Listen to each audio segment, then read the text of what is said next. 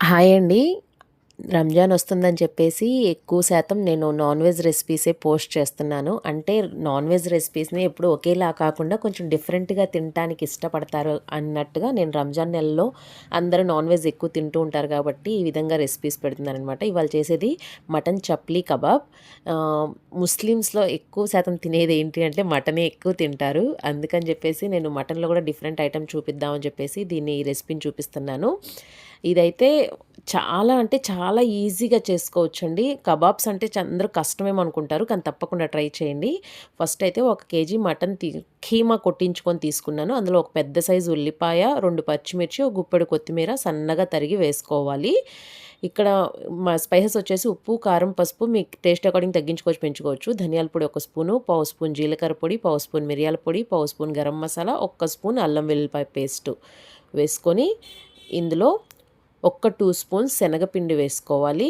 శనగపిండి కావాలనుకుంటే మనం తగ్గించుకోవచ్చు, పెంచుకోవచ్చండి బైండింగ్‌ని బట్టి. మీరిక్కడ ఖైమా కంటే కూడా మటన్‌ని బోన్‌లెస్ మటన్ తీసుకొని మీరు మిక్సీలో తిప్పుకుంటే గనక మీకు ఫస్ట్ టైం చేసినా కూడా కబాబ్ అనేది ఆ చప్లీ కబాబ్ అనేది పర్ఫెక్ట్‌గా వస్తుంది. నా దగ్గర ఫ్రిడ్జ్‌లో ఖైమా ఉంది కాబట్టి ప్రెజెంట్‌గా నేను ఖైమాతో చూపిస్తున్నాను. చూసారు కదా మనకి బైండింగ్ అనేది కుదరట్లేదు. ఇంకొక 2 స్పూన్స్ శనగపిండి వేసుకొని కలుపుకోవాలి. ఇలా కలిపిన తర్వాత కూడా మనకి షేప్ కుదరట్లేదు అనుకుంటే మీరు ఇందులో కొంత క్వాంటిటీ కీమాని మిక్సీలో వేసి మెత్తగా పేస్ట్ చేసుకున్నారనుకోండి మీకు షేప్ అనేది కరెక్ట్‌గా వస్తుంది. కీమా సన్నగా కొంచెం లావు పీసెస్ కొట్టినప్పుడు మనకి షేప్ అనేది కరెక్ట్‌గా రాదన్నమాట కబాబ్‌ది. ఈ విధంగా సగం నేను వేసేసి ఇట్లా కలుపుకుంటున్నాను. చూడండి అది కలుపుతుంటేనే ఆ టెక్స్చర్ అనేది ఎట్లా తెలుస్తుందో ఈ విధంగా మీరు కావాలనుకుంటే మొత్తం పేస్ట్ చేసిన ఖైమాని మొత్తం పేస్ట్ చేసేసి కూడా ఈ విధంగా కలుపుకోవచ్చు. ప్రాబ్లమ్ ఏం లేదు. ఇందులో కావాలి అనుకుంటే మీరు టమాటాలు గింజలు తీసేసి సన్నగా తరిగి వేసుకోవచ్చండి. బావుంటుంది. అసలు పద్ధతి అయితే టమాటాలు తరిగి వేస్తారు. లేదనుకుంటే కబాబ్‌లో పైన ఒక టమాటా స్లైస్‌ని పెట్టి ఫ్రై చేస్తారు. నేను టమాటా స్లైస్‌ని పెట్టి ఫ్రై చేస్తున్నాను. మీరు కుదరట్లేదు అనుకుంటే టమాటాని సన్నగా తరిగి వేసుకోవచ్చు. చూసారు కదా అరచేతిలో ఈ విధంగా అప్పచ్చిలాగా చేతికి కొంచెం నూనె రాసుకుంటే మనకి ఈజీగా వస్తుందండి. అరచేతిలో ఇట్లా అప్పచ్చిలాగా చేసుకొని దాంట్లో ఒక సన్నగా కోసుకున్న టమాటా స్లైస్ పెట్టుకోవాలన్నమాట. అంటే ట్రెడిషనల్ పద్ధతి అయితే ఇదండి. నార్త్ సైడ్ ఇది చాలా బాగా ఫేమస్ అయిన రెసిపీస్ అనమాట.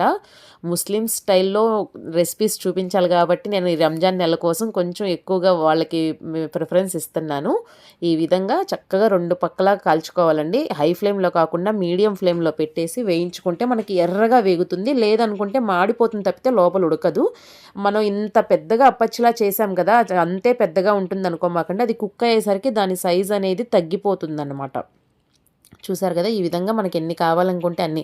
దీనికి ఆయిల్ కూడా ఎక్కువ పట్టదండి. నేను తవ్వ పెట్టుకున్నాను. అదే పెనం ఉంటుంది కదా మందపాటి పెనం తీసుకొని ఆ పెనంలో కొంచెం ఆయిల్ వేసుకొని ఈ విధంగా షాలో ఫ్రై చేసుకుంటే సరిపోతుంది. డీప్ ఫ్రై చేయాల్సిన అవసరం కూడా లేదు.